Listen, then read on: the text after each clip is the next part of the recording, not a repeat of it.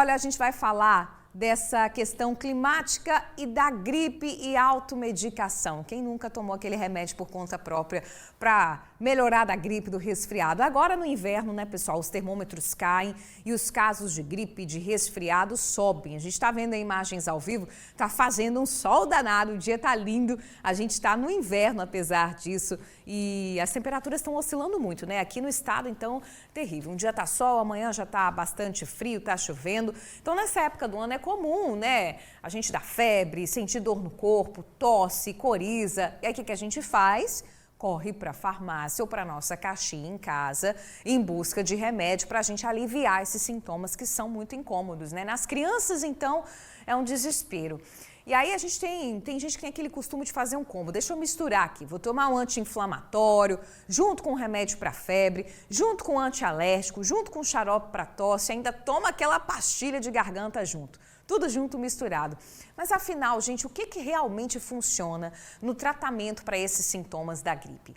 O que pode ser um risco para a nossa saúde, mesmo parecendo inofensivo? A gente tem que ficar muito atento.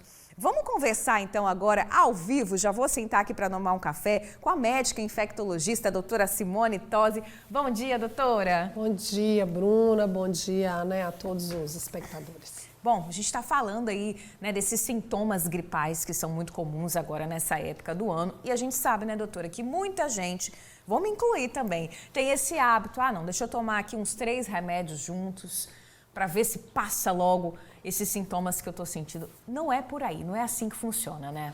Exatamente.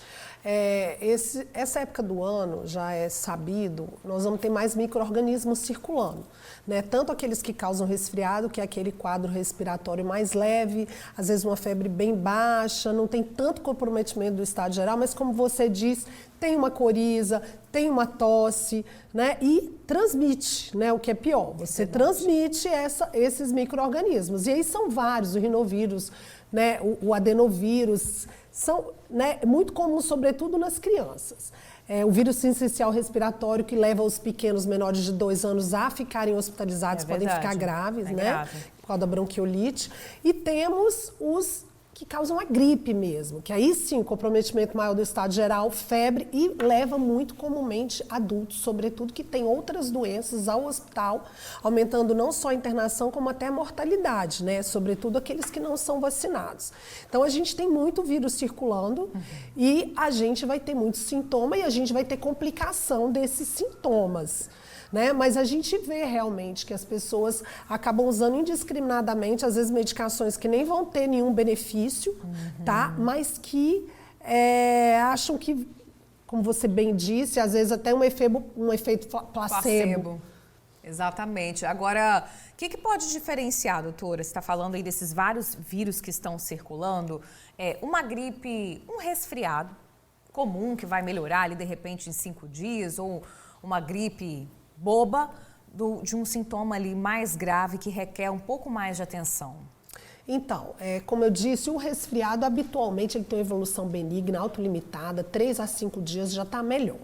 Né? Agora, as pessoas que têm a defesa baixa, o asmático, aquela pessoa que tem a bronquite crônica, o tabagista de longa data, esse pode complicar com a infecção bacteriana. Né? Mas o alerta sempre é o estado geral e a febre. Né? Febre é sinal de alerta, deve procurar o médico. Nós não estamos falando daquela subfebril, 37,5, 38, porque aí não é febre. Mas acima de 38 graus já deve procurar o médico, sobretudo os idosos, as crianças menores, né? Os menores de 2 anos, e as pessoas que têm outras doenças devem estar atentas. Claro que, né, muitas vezes a pessoa não vai saber diferenciar uma gripe de um resfriado e de uma pneumonia. Né? Porque a pneumonia é uma doença grave. A sinusite já não é uma doença grave e muitas pessoas acabam usando antibiótico indiscriminadamente por causa de uma sinusite viral, que não vai melhorar. Quando você tem um quadro de resfriado, até mesmo de gripe, você vai ter comprometimento das vias aéreas. E essa sinusopatia, né, que é os seios nasais cheios de secreção, eles não vão melhorar, Bruna, com menos de 5 dias, às vezes até 10 dias. O que a literatura fala, que em até 10 dias pode ainda assim ser viral. Mas tem que ter paciência. Tem que ter paciência. E as pessoas às vezes viram e falam assim para mim, mas doutor, né, no consultório ou no hospital, falam, mas doutora, eu não estou melhorando, me dá logo um antibiótico, a secreção é verde, né? Tem muita secreção. A secreção, mesmo as infecções virais, podem ter secreção verde, porque o que causa, essa enzima que causa o catarro verde, não necessariamente é de bactéria. Tá? Então, até 10 dias, o que a gente orienta, né? Claro, se a pessoa estiver com um estado geral bom, sim, só secreção no nariz, aquela dor de cabeça que piora quando abaixa a cabeça, pode ser uma sinusite viral. Então, as medidas são assim, mais locais. Além da hidratação, muito soro, lavar o nariz, né, ter esse cuidado, mas mediante febre ou queda do estado geral, procurar um médico. Perfeito. Você falou de lavar o nariz, isso é interessante. Para nós adultos, se eu tiver com um quadro assim, parecido com o que a senhora falou, quantas vezes por dia eu tenho que lavar meu nariz com soro? Na verdade, isso não tem uma regra, né? Lembrar de lavar com soro, porque é uma solução isotônica, que não vai agredir a mucosa, mas isso não tem uma regra. Assim, a gente recomenda pelo menos 3 vezes, porque tende a acumular aqui no seio nasal, que são umas cavidades que tem nos ossos da face, e a secreção paradinha ali predispõe à infecção bacteriana. Olha só. Né? Então, às vezes, depois de um resfriado, de uma gripe, você evolui com a tosse crônica, com aquela dor de cabeça, pode mesmo ser uma sinusite bacteriana, que não é uma infecção grave, ao contrário da pneumonia. Perfeito. Sinusite incomoda, mas ela não é uma doença ameaçadora à vida, Tomar habitualmente. Cuidado. Também, eu vejo muita gente que tem essa sinusite, reclama muito dessa dor de cabeça ali na testa, na frente do rosto. Vou tomar animezolida. Vou tomar um anti-inflamatório aqui que vai melhorar. Cuidado com o anti-inflamatório, né? Bem lembrado, Bruna. Tem que ter cuidado, por quê? Sobretudo os anti-inflamatórios, a gente chama de anti-inflamatórios não esteroidal, animezolida, cetoprofeno, diclofenaco, que é o Voltaren, sim, né? Voltaren. E outros anti-inflamatórios, mesmo o meloxicam, esses outros melhores, todos eles oferecem um risco, né, à saúde, não só causando gastrite, mas sobretudo podendo levar o uso crônico deles, né, à insuficiência renal, naquelas pessoas que já têm uma função renal alterada por causa do diabetes ou da pressão alta, essas pessoas já têm um risco maior ao uso de anti-inflamatório. Então, assim, deve ser usado com muito critério, em situações muito específicas e por um tempo muito limitado. Porque, além da gastrite, a gente se preocupa com a insuficiência renal nessas pessoas que já têm uma doença prévia e também pode levar até a aplasia de medula. Olha isso. Então, são medicações que têm que ser usadas com critério. Então, assim, a gente sugere, eu tô com dor de cabeça, usar, né, o paracetamol, a dipirona, para quem não tem alergia, mas assim, não usar por um tempo muito longo. O que a gente diria? 3 a 5 dias está usando aí um analgésico, que tende a melhorar os sintomas na maioria das vezes desta maneira, né? E, na dúvida, procurar um médico. Mas a gente estava conversando sobre isso, né, antes de começar aqui ao vivo, as pessoas às vezes pressionam o médico do pronto atendimento que está sobrecarregado nessa época do ano por causa desses quadros respiratórios. Não, eu quero um antibiótico. Que acha que o antibiótico vai resolver todas as coisas. E não é assim. Não é assim que funciona. Não, né? não é. A gente hoje tem um alerta já da Organização Mundial de Saúde já há alguns anos. Há uma previsão aí pelo uso indiscriminado de antimicrobianos no ano de 2050 a gente ter aí a principal causa de óbito ser infecções por bactérias multiresistentes. Meu Deus. Tá? Então, assim, por esse uso indiscriminado. A gente evoluiu bastante na nossa legislação aqui no Brasil desde 2010, só pode com receita médica, mas a gente vê esse uso indiscriminado no pronto atendimento. O paciente está com um quadro tipicamente viral, estado geral bom, uma febre baixa ou uma febrícula, secreção no nariz e tudo. Eu quero um antibiótico. Mas eu melhorei. Você vai melhorar com, sem ou apesar do antibiótico. Só que uma vez que você usou o antibiótico, o estrago está feito, porque você não só fez pressão seletiva no seu organismo, mas também no ambiente, porque quanto mais se usa antibiótico, a gente tem visto isso. Né? Hoje a gente tem pacientes que internam no hospital, paciente que não tem nenhum fator de risco para bactéria resistente, que não ficou internado, que não fez cirurgia, que não usou antibiótico nos últimos meses e que se isola, às vezes, numa cultura de urina, uma bactéria resistente. Por quê? Isso é do uso que a gente está fazendo de antibiótico na comunidade, não só no ambiente hospitalar. E a gente já está pagando a conta por isso. Né? Como eu estava te lembrando, hoje a gente já tem dentro dos hospitais bactérias que não são sensíveis a nenhum antimicrobiano. Ou seja, na prática, o que isso significa? A bactéria Ela não morre ali? Com nada Não que você morre, a gente não consegue tratar a infecção, então a gente tem o aumento dos óbitos, né? Além da morbidade, às vezes não é uma infecção que mata, uma osteomielite, mas aumenta o tempo de internação e tudo mais, e outras complicações. Então, assim, a gente tem que estar muito atento, muito consciente sobre o uso de antimicrobiano, né? A gente tem aí há mais de 15 anos, há quase 20 anos, nenhuma droga, nenhum antimicrobiano novo no mercado. Meu Deus. Tá? E eu não estou falando só aqui no Brasil, no mercado mundial. A gente tem algumas associações de antibióticos antigos, mas uma droga nova a gente não tem, a indústria farmacêutica não tem investido nessas pesquisas. A gente sabe que o antimicrobiano, ainda mais nós da infectologia, a gente trabalha para usar o mínimo possível. Então, a maior parte das vezes os tratamentos são aí 7 dias, né, 10 dias. E aí a indústria hoje investe muito mais, porque a gente sabe que é necessário muito investimento para desenvolver uma droga, mas nas medicações de uso crônico, para o colesterol, para a pressão alta, para o diabetes, os emagrecedores, né, os remédios para o HIV, para os antirretrovirais, né, que tem trazido muita qualidade, mas isso tem uma conta, né, essa falta de investimento, e a conta também que hoje a gente paga é o uso indiscriminado. Perfeito. Doutora, a gente está falando dessa questão do uso de antibiótico, dos sintomas gripais. Agora, tem muita gente que sofre também nessa época do ano, quem já tem alergia. Quem já é alérgico acaba sofrendo muito também nessa época do ano. A gente vai conhecer agora a Hannah, que ela é uma estudante. Olha aí a Hannah, ela tem rinite já crônica, já convive com isso. E ela toma remédio por conta própria, ela admite. E nessa época do ano, então, a rinite ataca, ela não pensa duas vezes. Vai na farmácia e compra ali aquele combo de remédios antialérgicos para usar em casa. Vamos ouvir o que a Hannah falou. Meu nome é Hannah, eu tenho rinite alérgica desde que eu sou bem pequena. Chega a ser algo praticamente crônico. Eu tenho minha rinite atacada por diferentes fatores, seja pelo clima, né, chuva, mudança de tempo, seja também por algum cheiro diferente, poeira, uma roupa que tem um amaciante que acaba sendo muito forte pro meu nariz. E aí, quando acontece esse tipo de coisa, eu tomo um remédio. Normalmente eu tomo loratadina, é o que eu mais tomo. Mas quando não tem, eu tomo um Allegra, ou às vezes um remédio em formato de xarope. E eu tenho que tomar esses remédios porque senão a minha rinite ela fica muito atacada e acaba atrapalhando a minha qualidade de vida, minhas tarefas do dia a dia. E eu já me acostumei a fazer isso. Eu sempre tomo remédio sem prescrição médica. Eu só compro na farmácia e tomo e acaba melhorando. Eu senti já que o loratadina ele se acostumou com o meu organismo e hoje em dia eu só tomo ele quando me dá crise alérgica. Mas normalmente eu tomo mesmo sem prescrição médica nenhuma, porque eu nunca consegui resolver. E o remédio, na medida do possível, consegue resolver ali momentaneamente.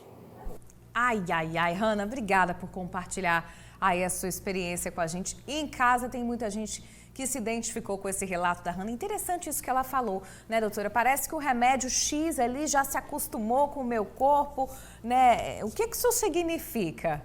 Então, a rinite alérgica ela é muito comum, né? Eu também sofro de rinite alérgica, a gente também tem às vezes alguns problemas ambientais que aumentam essa predisposição. Não está errado.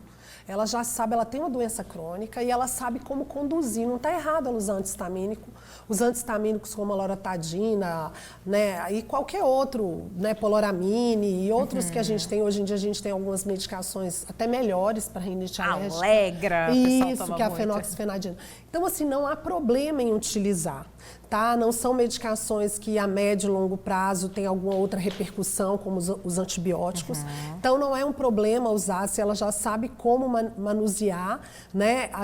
O que a gente pede é que realmente essas pessoas eventualmente procurem um médico. Hoje a gente tem também os corticoides inalatórios que podem ajudar no controle dessas crises e prevenir as crises, tá? Porque realmente são muito incômodas os casos de rinite alérgica, mas não há problema quando você conhece a medicação, essa medicação já é sabida pelo seu médico do uso e tem a indicação adequada. Perfeito. Tá? Isso não é problema e é importante o paciente conhecer, sobretudo quando ele tem uma doença crônica, que ele saiba como conduzir. né, evitando até que ele procure um médico desnecessariamente. Mas a médio e longo prazo, ele tem que ter um médico a quem ele se reporte, Sim. até para ver se tem alguma outra coisa nova e se a doença não está mudando de evolução, porque pode mudar, ela pode evoluir aí com a polipose, com outras coisas que podem indicar outros procedimentos. Perfeito. Chegou uma pergunta interessante aqui, doutora Simone. Lucas Barbosa, Lucas é de Vitória. Ele está perguntando sobre o descongestionante nasal, se pode causar efeito colateral e se tem algum problema usar nessa época do ano quando o nariz entope. Ele tem o hábito de usar e não sai mais de casa sem. Não, soro, né? Aqueles negócios que você pinga. Eu acho que ele está falando do Afrin. Ele está já falando. Spray. Ele está falando, eu até esqueci o nome da droga, mas o Afrin, o soro não tem nenhuma contraindicação, Perfeito. ele é super tranquilo, pode usar à vontade. Mas o Afrin, que eu acho que é a oximetazolina, tem sim um risco que a gente chama de taquifilaxia, uma tolerância, você tem que ir aumentando a dose, ele pode até trazer também taquicardia. Então, esses descongestionantes não é problema usar nos dias que está mais congestionado, aí 2, 3 dias, mas a gente contraindica o uso crônico dessas medicações, sobretudo em crianças menores. Tá? Então, assim, é para adulto em crianças menores só com indicação do pediatra. Perfeito. E xarope?